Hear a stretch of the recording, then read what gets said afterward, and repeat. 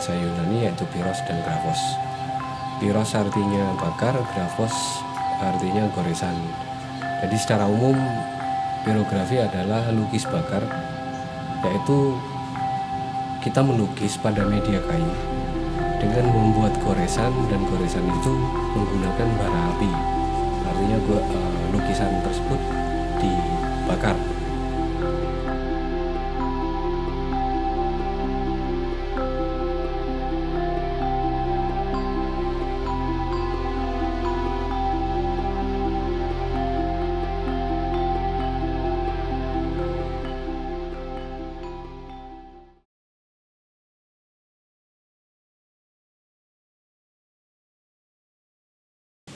Perkenalkan, nama saya Jamil Hakim.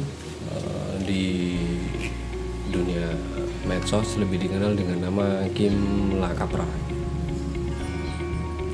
Saya mengenal pirografi pada tahun 2015 ketika saya berada di Bali. Pirografi sendiri kalau di Indonesia dikenal dengan nama lukis bakar.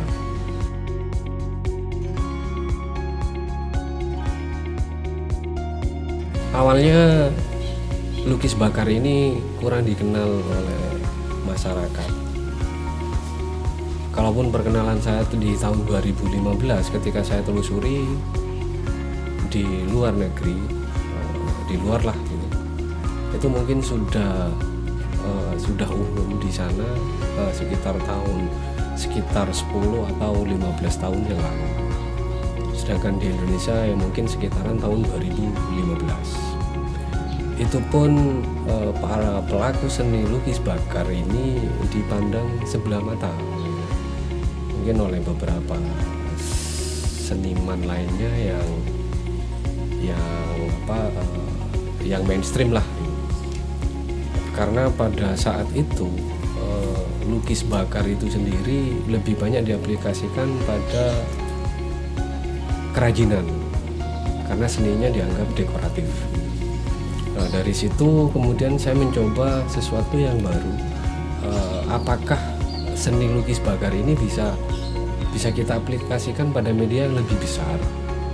Misalnya membuat sebuah lukisan, entah itu portrait atau landscape dan semacamnya. Dan ketika saya mencoba di awal tahun 2016 dan ternyata bisa, nah dari situ kemudian sedikit demi sedikit lukis bakar ini mulai diterima oleh masyarakat, dan mulai saat itu sampai hari ini, sampai sekarang saya menggeluti seni lukis bakar itu sendiri.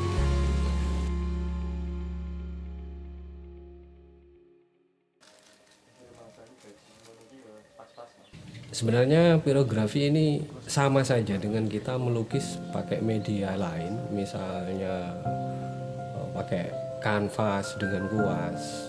Itu sama, yang berbeda hanya alatnya saja gitu. Kalau seni lukis yang lain mungkin pakai kuas, kita pakai pirografi tool namanya gitu. Untuk alatnya sendiri di tahun 2015 ya, kita nggak punya alat pirografi yang katakanlah pabrikan gitu. Itu tidak ada gitu. Saya coba browsing, ternyata kalau di luar sana, di luar negeri, semua alat pirografi itu sudah pabrikan, sedangkan di Indonesia masih belum ada. Tahun-tahun awal di Indonesia itu kita pakai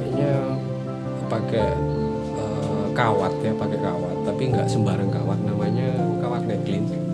Dia bentuknya secara fisik kayak kawat nikel ya, tapi beda gitu. Kalau necklin ini dia keras, tapi ketika dipanasin dia agak lembut sedikit, dan itu pun tidak semua tempat ada. Waktu itu kita pesan ke daerah Bandung. Kisaran tahun 2017 ketika alat-alat pirografi ini sudah ada di all shop, kita coba kawat-kawat yang memang bikinan pabrik gitu. Dan itu pun kita pesan keluar, rata-rata yang beredar itu buatan Cina dan Taiwan.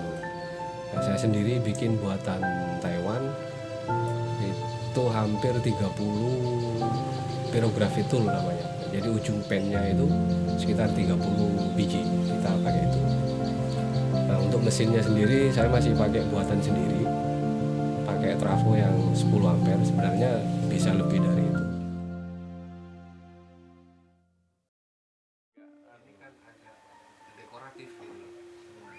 Nah, adapun cara melukis pirografi diawali dengan konsep dulu, pematangan konsep terlebih dahulu.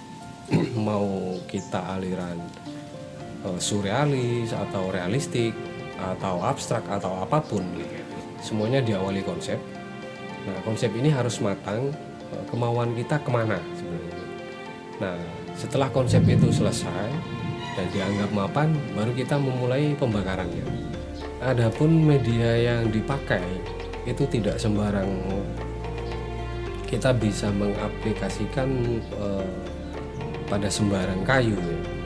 Karena kita membakar paling murah itu kita pakai plywood atau triplek dengan ketebalan kurang lebih 5 mm. Nah, untuk kayu ada beberapa jenis kayu yang cocok untuk lukis bakar. Paling umum favorit itu jati Belanda atau pinus. Adapun metode pembakaran, saya pribadi menggunakan 2 aplikasi, yaitu dark touch dan soft touch. Kalau dark touch itu bakar pekat, hitam pekat, sedangkan soft touch itu kita bakarnya ringan, dimana putih ini hampir kelihatan. Kalau dalam istilah lukis cat air itu akuarel. Kemudian teknik yang saya gunakan itu deep and outer repeated combustion. Artinya dengan panas dengan derajat tertentu kita bisa membuat bakar luar maupun bakar dalam. Adapun perbedaan keduanya adalah kalau kita menggunakan bakar luar, outer repeated combustion di luar, kita pakai bara api yang sedikit agak panas, tetapi yang terbakar hanya bagian lapisan luar kayunya, tidak sampai tembus ke dalam. Tapi kalau pakai deeper repeated combustion, kita membakarnya dari dalam. Nah, teknik ini tidak banyak dikenal, terutama oleh pemula ya, memang agak sulit gitu. Bagaimana sih caranya membakar dari dalam? Sebenarnya kalau bakar dari dalam itu sendiri, jadi kayu yang kita gores gitu kan, dia akan terbakar dari dalam kemudian baru keluar, dan keawetannya pun berbeda.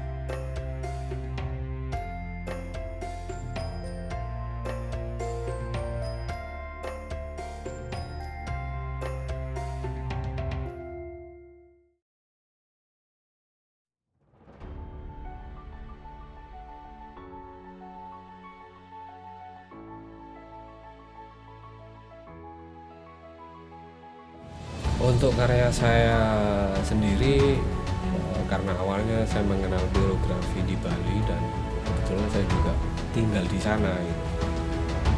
Lebih banyak karya-karya saya ini terjual, laku atau diapresiasi oleh orang-orang luar, mulai dari Australia, dari Eropa, Rusia, bahkan di Amerika pun pernah gitu, 1 kali.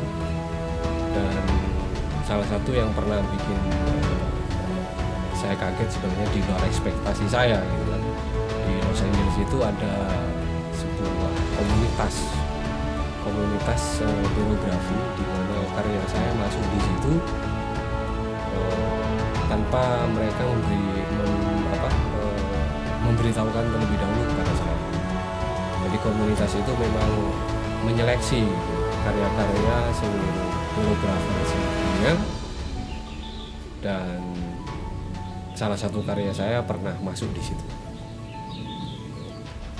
Harapan saya sendiri, bagaimana lukis bakar ini dikenal luas seperti karya-karya lukis yang mainstream yang sudah ada gitu, baik itu karya lukis cat minyak atau cat air.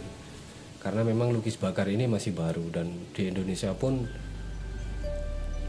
tidak banyak komunitas dan juga tidak banyak pelakunya gitu.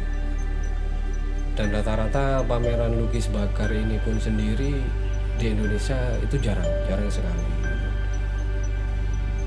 Tahun kemarin saja kebetulan ada teman yang ngajak saya pirografi eksibisi, tapi itu dicampur dengan kegiatan seni rupa, pameran seni rupa. Ya alhamdulillah di daerah saya ada apresiasi untuk itu, dan bahkan teman-teman mulai mendukung.